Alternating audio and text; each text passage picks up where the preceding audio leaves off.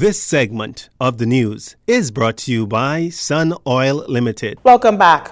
Senators met briefly this morning for the first reading of a number of bills. These include a bill for an act to authorize the provisional credit of value-added tax and business license tax. This is to enable businesses to increase staff employment levels. Next was a bill for an act to amend the Public Finance Management Act, which will empower the financial secretary to authorize third parties to collect taxes and arrears. A bill for an act to amend the Real Property Tax Act also had its first reading this morning, along with the Spirits and Beer Manufacture Amendment Bill, the Tariff Amendment Bill, the Tax Appeal Commission Amendment Bill, and the Value Added Tax Amendment Bill. The Senate adjourned sine die. Now, before adjourning, however, leader of opposition business in the Senate, Senator Fred Mitchell, says at the next meeting of the Senate, he wishes to ask this. Is the government aware of credible reports that food is being distributed and locked down in North Andros on a party political basis by government agents?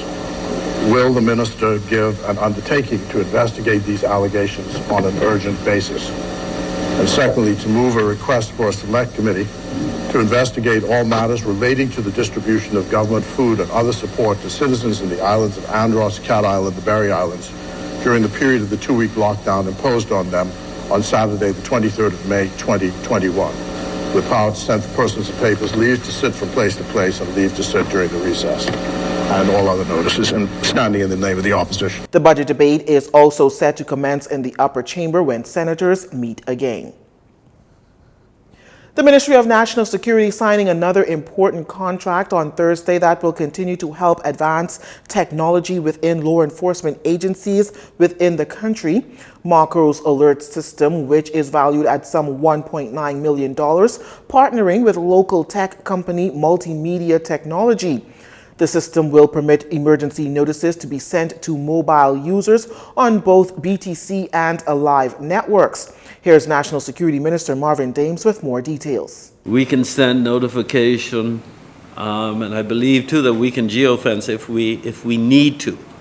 And so, for instance, if you have an incident, and Mr. Walker could correct me if I'm wrong, in Abaco, and you just need to warn or alert those persons on that island, you can essentially geofence and send the information almost immediately to those residents on that island. The system bears the name of young Marco Archer, who was kidnapped and murdered back in 2011. Had he been alive, he would have been 21 years old. His sister, Tunisia Humes, says this about the signing. Well, it's a bittersweet feeling, you know. Unfortunately, we had to lose. We lost Marco for this to happen, and we are grateful that it's finally coming to an end, and it'll be in place, whereas other kids could be saved, you know, and everyone else could benefit, their families could benefit now in areas where we weren't fortunate enough. But it is, we know that he'll go down in history, and you could always say that he did not die in vain. There are currently 4 billboards throughout the capital as it relates to the Marcos alert. In 2019, the government signed an initial contract with Multimedia Technology with Marcos Alert, which was valued at some $3 million. This current contract was for additional software and licensing. Former Cabinet Minister, the late Sir Edward Charles Carter, will lie in state tomorrow, Friday, May 28th, in the foyer of the House of Assembly from 8:30 a.m. to 3 p.m. Sir Charles was member of the House of Assembly for the Progressive Liberal Party, representing the Holy Cross constituency after his victory in the 1982 general elections. He served until 1992. Sir Charles also served as Minister of Foreign Affairs and Minister of Health during his time in politics. He was also an accomplished and respected broadcaster, starting his career at the Broadcasting Corporation of the Bahamas as a radio announcer, moving up the ranks to general manager of television.